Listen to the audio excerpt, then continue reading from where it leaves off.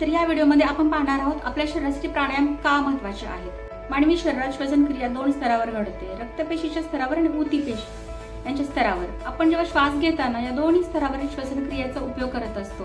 प्राणायामामुळे श्वासोच्छवास नियंत्रित व संतुलित होतो, त्यामुळे मेंदू शरीरातील रक्ताभिसरण सुरळीत राहते। याशिवाय जे अंतःस्रावी ग्रंथीचे कार्य आहे ते पण व्यवस्थित चालण्यास मदत होते, त्यामुळे शरीरातील व मेंदूतील विजातीय म्हणजे जे चांगले नाही तसे द्रव्य कमी होऊन आरोग्य सुधारते।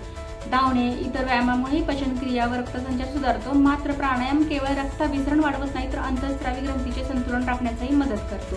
असं म्हटले जाते की मधुमेह, थायरॉइड, उच्च रक्तदाब, रक्ताभिसरण यातले अडथळे जे काय आहेत किंवा जाडी वाढणे किंवा विस्मरण होणे, भ्रम होणे, कमकुवत यासारखे जे आजार आहेत ते अंतःस्रावी ग्रंथीमुळे होतात आणि ते बॅलन्स त्यांच्यातला जातो। त्यामुळे नियमित प्राणायामामुळे या ग्रंथीच्या कार्याला चालना मिळते, निरोगी जीवन जगण्यास मदत होऊ शकते।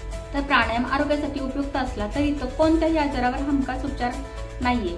अशा समस्या असल्यास डॉक्टरांचा सल्ला घेणे आवश्यक आहे। नियमित प्राणायाम करा, निरोगी जीवन